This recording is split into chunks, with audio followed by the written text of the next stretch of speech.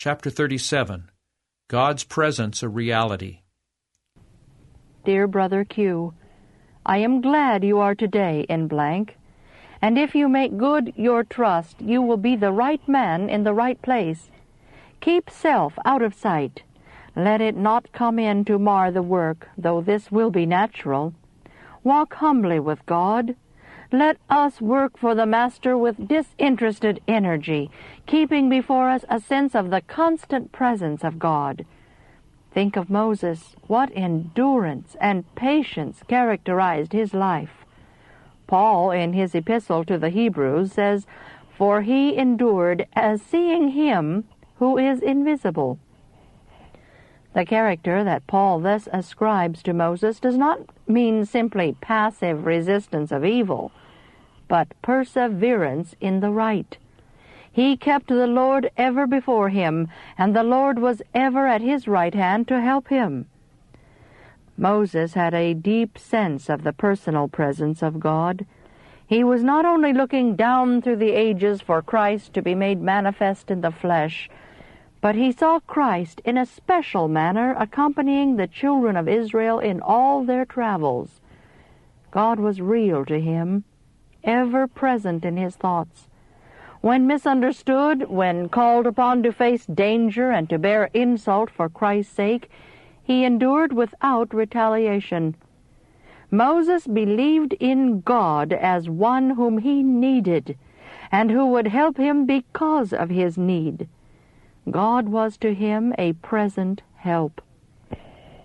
Much of the faith which we see is merely nominal. The real, trusting, persevering faith is rare. Moses realized in his own experience the promise that God will be a rewarder of those who diligently seek him. He had respect unto the recompense of the reward. Here is another point in regard to faith which we wish to study.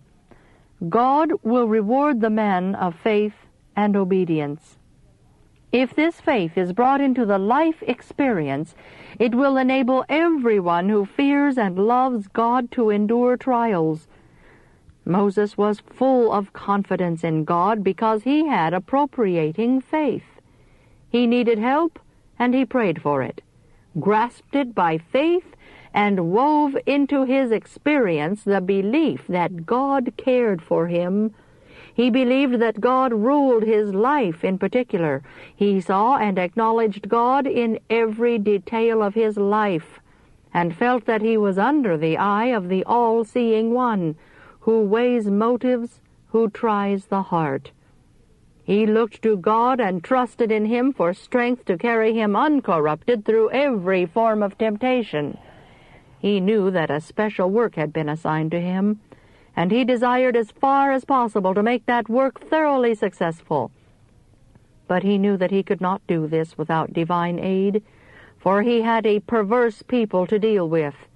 The presence of God was sufficient to carry him through the most trying situations in which a man could be placed.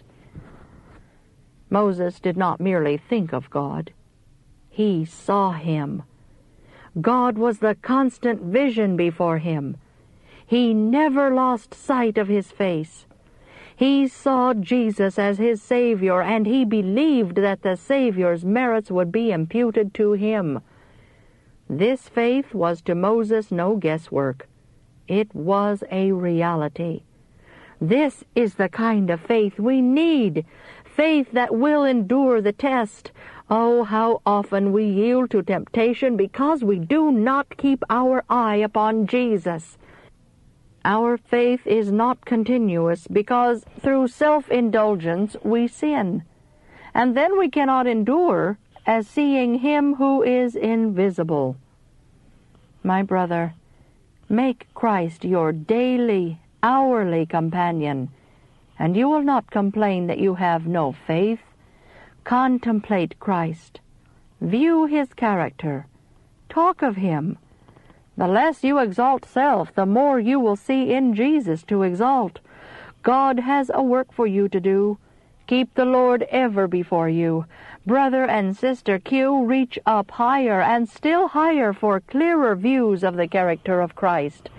When Moses prayed, I beseech thee, show me thy glory. The Lord did not rebuke him, but he granted his prayer.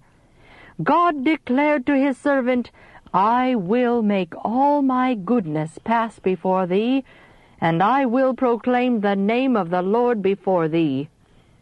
We keep apart from God, and this is why we do not see the revealings of his power.